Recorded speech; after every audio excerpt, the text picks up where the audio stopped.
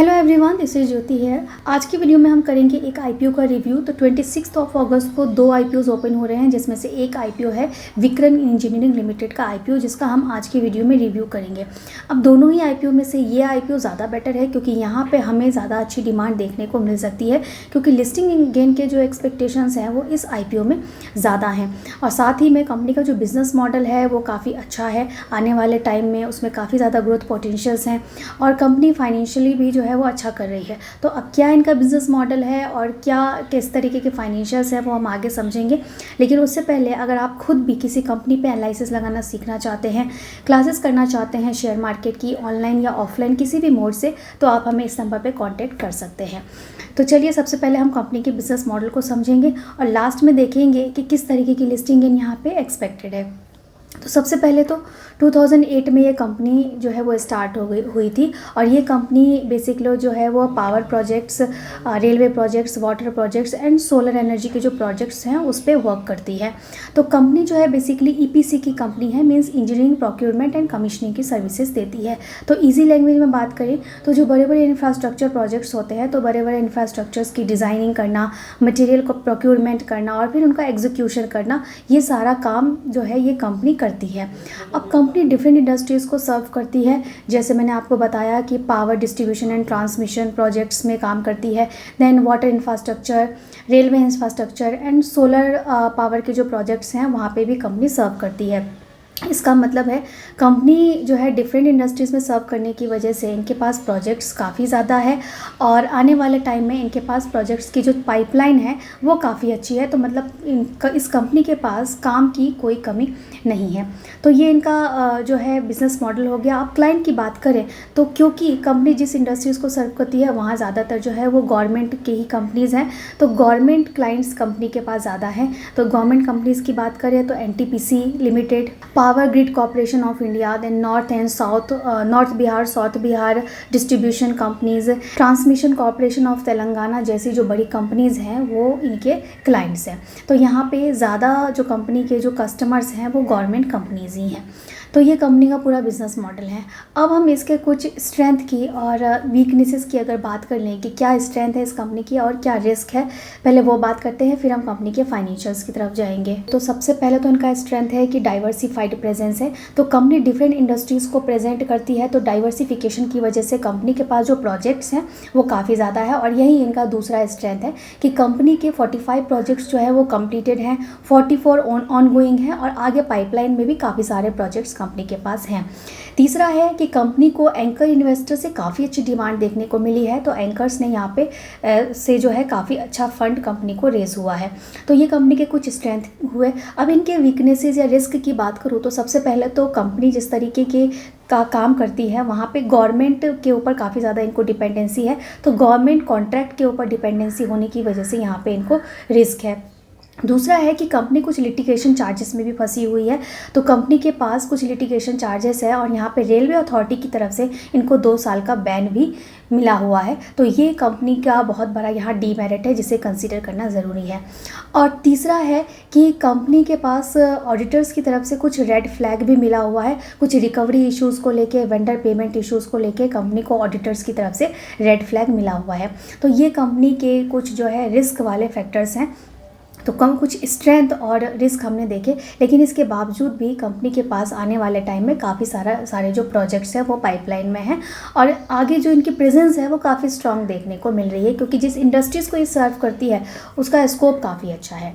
अब हम इस कंपनी, इस आईपीओ की डिटेल्स की भी बात करेंगे और कंपनी के फाइनेंशियल्स को भी देखेंगे। फिर हम लास्ट में देखेंगे कि किस तरीके की लिस्टिंग इन यहाँ पे होने के चांसेस है। फाइनेंशियल्स में हम देखेंगे सबसे पहले इनके असेट में किस तरीके की ग्रोथ है। तो लास्ट 3 ईयर्स में कंपनी के असेट में कंसिस्टेंट ग्रोथ है। देन रेवेन्यू की बात करें तो रेवेन्यू में भी लास्ट 3 ईयर्स में काफ़ी अच्छी ग्रोथ देखने को यहाँ पे हमें मिल रही है। तो कंपनी के पास जैसा मैंने आपको बताया कि प्रोजेक्ट्स जो है वो काफ़ी ज़्यादा हैं और प्रोजेक्ट्स की यहाँ पे पाइपलाइन है, इसलिए कंपनी की जो रेवेन्यू है वो काफ़ी अच्छी इंक्रीज़ हो रही है। तो 17% से लास्ट 1 ईयर में यहाँ पे जंप देखने को मिला है इनके रेवेन्यू में।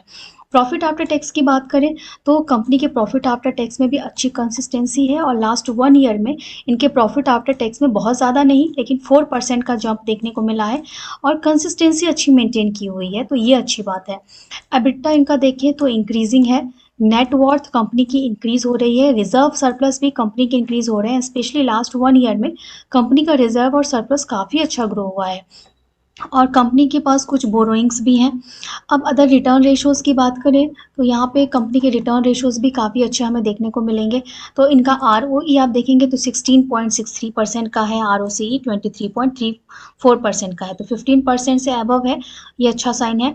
डेब्ट इक्विटी रेशियो कंपनी के पास 1 से कम है और उसमें से भी जो कंपनी के पास जो डेब्ट है वो अगर देखें तो रिज़र्व के कंपैरिजन में काफ़ी कम है, तो ये काफ़ी अच्छा बात है। इसमें से कुछ पोर्शन जो हो सकता है कंपनी अपने डेट के लिए भी को पे करने के लिए भी यूज़ कर सकती है। रिटर्न ऑन नेटवर्थ 16.63% का है, पैट मार्जिन 8.44% का और एबिटा मार्जिन इनका 17.50% का है। तो कंपनी फाइनेंशियली जो है वो अच्छी है, कंसिस्टेंट है और कंसिस्टेंटली जो है प्रॉफिटेबिलिटी बना के दिखा रही है, रिटर्न रेशियोज़ अच्छे हैं, पैसा बना रही है, तो ये सभी कंपनी के जो है काफ़ी अच्छे साइन हैं। अब इस आईपीओ की डिटेल्स की बात कर लेते हैं। तो ये आईपीओ ओपन होने वाला है 26 अगस्त को, 29 अगस्त को ये क्लोज हो जाएगा। अगर आप इस आईपीओ में अप्लाई करते हैं तो 1 सितंबर को जो है इसका रिजल्ट आउट हो जाएगा। अगर आपको ये शेयर्स मिलते हैं तो 2 सितंबर को आपके डीमैट अकाउंट में आ जाएंगे, नहीं तो same day refund process start हो जाएगा और 3 सितंबर को कंपनी एक्सचेंज पे भी लिस्ट हो जाएगी। देन इसका प्राइस देखें तो 97 पर शेयर का इस आईपीओ का प्राइस है। एक लॉट में 148 शेयर्स रहेंगे और इस आईपीओ का जो टोटल साइज़ है वो है 772 करोड़ का।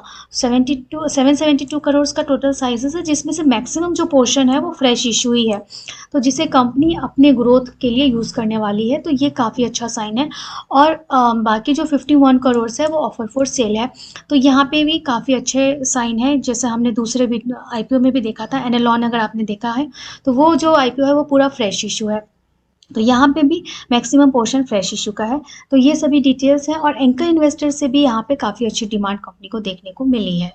अब एंकर इन्वेस्टर से जैसा मैंने आपको बताया था कि इस कंपनी को, इस आईपीओ को काफ़ी अच्छा रिस्पांस मिला है, तो टोटल 232 करोड़ रुपीज़ ये कंपनी एंकर इन्वेस्टर से रेज़ कर चुकी है और जो भी फंड इस आईपीओ के थ्रू कंपनी रेज़ करेगी उसे अपने वर्किंग कैपिटल रिक्वायरमेंट्स के लिए यूज़ करने वाली है, अपने ग्रोथ के लिए यूज़ करने वाली है और ज़्यादा जो पोर्शन है वो हमने देखा कि फ्रेश इशू ही है।